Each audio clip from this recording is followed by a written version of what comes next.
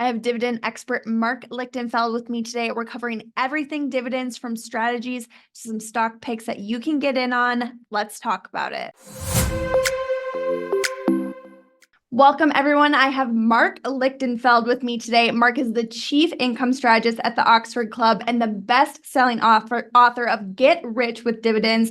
He has a proven track record of guiding investors to wealth through dividends, and he's here to share some of his key strategies for maximizing your dividend returns and securing financial freedom. I think he might even be revealing some stock picks for us, so stick around for that. Marc, I'm super excited to have you on today. Thank you for joining us. My pleasure. Thanks for having me, Lacey. So let's just kind of jump right into it here, Marc. MarketBeat has covered several dividend stocks here on this channel. One of the contributors we have, Chris, says something that sticks out to me. He says that he likes to invest in the stocks that pay you to own them. Now, Marc, obviously, with your background, it's evident that you have a passion for dividend stocks. So can you kind of fill us in on more of what goes into that? Why are dividend stocks so important? Sure. So since 1930, 40% of the total stock market return has come from dividends. So, I mean, they get you halfway there to the historical average return of the market. So without dividends, you really have to pick the right stock. You have to get those growth stocks, you know, the next NVIDIA or Meta or Amazon or what have you, in order to achieve that growth, because you're going to have some duds as well. So the dividends do a lot of the heavy lifting. So that's number one. Number two, as your colleague said, you get paid to own these stocks. So whether you are someone who needs the income today, you know, it's a great source of passive income, and I love passive income. But if you are trying to grow your wealth, you can reinvest the dividends automatically. You don't have to do anything. You don't have to take any action. You can just sign up for it and, with your broker. It'll happen automatically, and that compounds your wealth. And you know, there's no greater force to help you grow your wealth than compounding. You know, many of us are familiar with the concept of compounding interest, which can work against you, like when you have a credit card, or it can work for you when you're reinvesting your dividends. And if you're investing in the kinds of companies that I recommend, which are dividend growth companies, so not only are you reinvesting that dividend every year, but that dividend is growing every year. So it really kind of steps on the gas pedal for the compounding machine. And it's a really fantastic way, an easy way to grow your wealth. You don't have to do a lot of stock picking. You don't have to do much trading at all. And it also helps you sleep at night, because these tend to be more conservative stocks or more value oriented. And you know, you're not worried, generally speaking, about giant falls, even in a bear market. Okay, let's get into some more of the good stuff here. Tell us, what kind of criteria do you use to identify some of these top dividend stocks? And like, how do you weed out the high yields that are maybe too good to be true? Sure. And that's a great question, because so many investors, you know, look and see a high yield, and they jump on it, because who doesn't want to earn 10, 12, 15% or more on a stock? But you always have to remember, with high yields comes higher risk. Doesn't necessarily mean that the stock is going to crater, but there's a higher risk that the stock could fall, or that the dividend could get cut. So the most important thing that I look for is cash flow and cash flow growth. I want to see a company that is growing their cash flow, because a company pays their dividends out of cash flow, not their earnings. And that's a really important thing to remember. Earnings have all kinds of non-cash items in their calculation, things like depreciation, things like stock-based compensation. There are a variety of things that go into figuring earnings that don't represent actual cash that comes in the door or goes out the door. Cash flow is that measure of the actual cash that the company is bringing in. So I want to see cash flow growth for the companies that I'm recommending, and especially free cash flow growth, because that's the most conservative measure of cash flow. So if a company is growing their cash flow and they're paying less out in dividends than their cash flow, typically I like to see 75% or less. With some companies like REITs or MLPs, that number can go up to 100. But generally speaking, for a regular corporation, I'm looking for 75% or less of free cash flow to be paid out in dividends. And that way, if a company does hit an obstacle, they hit a rough year or two, then the company should be able to continue to pay that dividend because there's enough of a buffer there. Okay, so that sounds great, Mark. It really does. But as we know, sometimes investors make mistakes. So can you tell us what are some of the common mistakes that you see investors make when it comes to dividend investing? I mean, I've talked to many, you kind of mentioned, but some people forget there's the growth of the stock in addition to the dividends. So yeah, tell us about some of these mistakes that you see. Sure. So as we touched on just a minute ago, chasing high yield. There's nothing wrong with having some high yielding stocks in your portfolio, but you don't want to load up on these 10, 12, 14% yielders because something's going to go wrong with at least, a few of them. So, you can sprinkle some of those in, but be really careful about when you're looking at really high yield stocks. The other thing too is when investors get very impatient and they trade.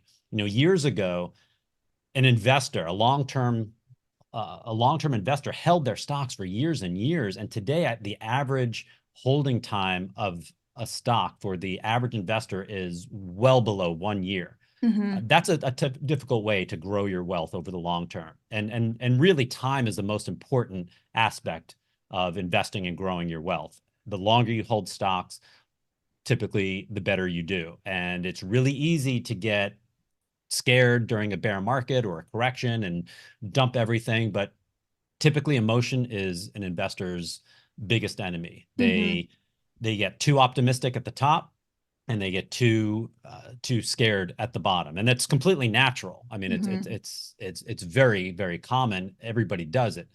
But if you are a long-term investor holding these stocks, and especially if these are these dividend growth stocks, the longer you hold them, the more money you're going to make. And if you're reinvesting the dividend, when a bear market hits, it can be your best friend. That's actually something I talk about a lot in my book, Get Rich with Dividends, because when the market tanks, and let's say your stock is down 20%, when you're still getting the same dividend, the dividend hasn't been cut. In fact, if you're invested in a dividend grower, that dividend is continuing to increase, even though we might be in a nasty bear market. I mean, there were plenty of companies that continued to raise their dividend during the global financial crisis, 2008, 2009. I mean, there are hundreds of them that did. So if you're investing in that dividend company, the dividend is growing, but the stock is down. Well, now you're accumulating more shares, which is going to kick out more dividends, which are going to generate more shares, which are going to spin off more dividends and so on. So it really accelerates the wealth building ability when you're investing in a bear market. So just sticking with it during the tough times is a very, very difficult thing for a lot of investors. It's hard. It's hard to watch your stocks go down, but that will be a very, very important factor into growing your wealth over the long term. Definitely great insights there. Thank you for sharing those. Okay, what our viewers have been waiting for, stock names. Can you share with us maybe some of the stocks that you have seen great success with, maybe some that investors still have a chance to get in on? Sure. So one of my favorite stocks in the market, but especially in big pharma area, is AbbVie. ABB is the ticker. It has about a 3.5% yield. They've been raising their dividend every year for decades, since 2013. And this is a company that, since I first started looking at it years and years ago, has just been underappreciated. They have the largest selling drug in the world, called Humira. It's about a $20 billion a year revenue generator, but it has gone off patent. It is facing generic competition now. And for years, everybody knew this was going to happen. And so they kept bashing the stock, saying, well, how are they going to possibly make up this revenue? And the stock was undervalued. Now we are starting to see generic competition hit Humira's sales. That number will come down. That revenue number will absolutely come down. But again, it's not a secret. This is not, newsflash and the stock's going to crater or anything. We've known about this for a long time. Meanwhile, AbbVie has done a great job developing new drugs, acquiring companies that have other drugs. They have several. I think they have 5 blockbuster drugs right now. Blockbuster is considered $1 billion a year seller. They have a fantastic cancer drug that does over 5 billion a year, and it's called Imbruvica. So this is just a great company that continues to grow, despite the fact that Humira is going off label. I'm sorry, off patent, and they're going to face generic competition. Revenue, earnings, cash flow are all continuing to grow. They have been, and they are expected to continue going to the future. So this is a stock you can buy. It's not very expensive on a valuation standpoint, and 3.5% yield. They've been growing the dividend every year for over a decade. Awesome. And then I've one more. Yeah. This one is a really cool story, and it's a company that not a lot of people know. It's called Cogent Communications. CCOI is the symbol. About a 4.5% yield. It's done quite well this year. It actually was over 6% when I first started recommending it. But they've raised their dividend every quarter for over a decade, since 2013 also. But every quarter they've raised that dividend. So you don't have to wait a full year to get that bump. Yeah. They have their business is fiber optics. So they lay fiber optic cable across the ocean, across the country, all over the world. A very large percentage of the world internet traffic goes across their fiber optic cables. But here's what's really exciting about this company. They signed, in my opinion, the greatest deal I've ever heard of in business. When T-Mobile and Sprint merged, Sprint had to divest some of its assets. It was ordered by the government. So Cogent Communications was able to acquire all of this fiber optic cable for $1, because Sprint had to get rid of it. So basically, for $1, they got all this dark cable, and they basically just have to flick a switch and turn it on, and it'll start generating cash flow. Now, there's going to be a little bit of capital expenditures into maintaining it and improving some of these cables, but for the most part, they got free cash flow. Or this cash flow came to them for free, I should say. So just an amazing deal, and it's going to spark the dividend growth for years and years to come. Awesome.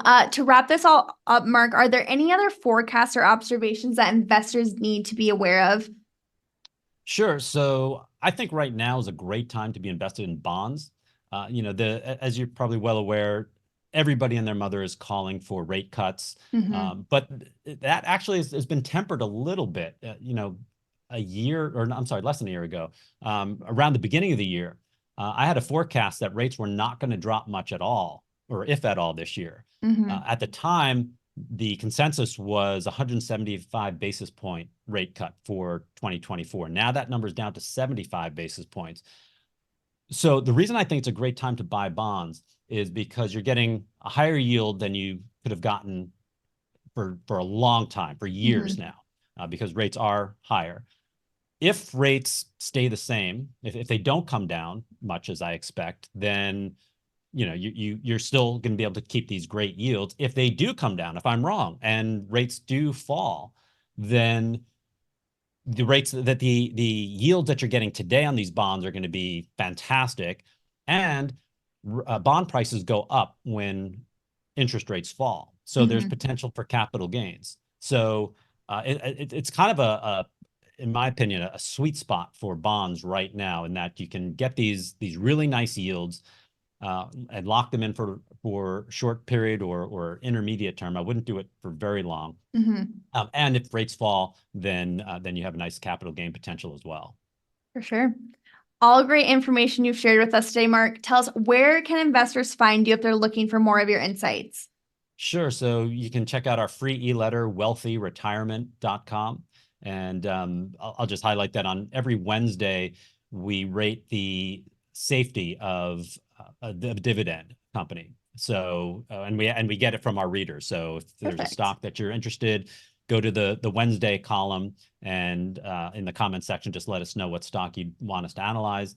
And then also, I have a newsletter focused on dividend growth, the Oxford Income Letter, and you can find information on that at oxfordclub.com.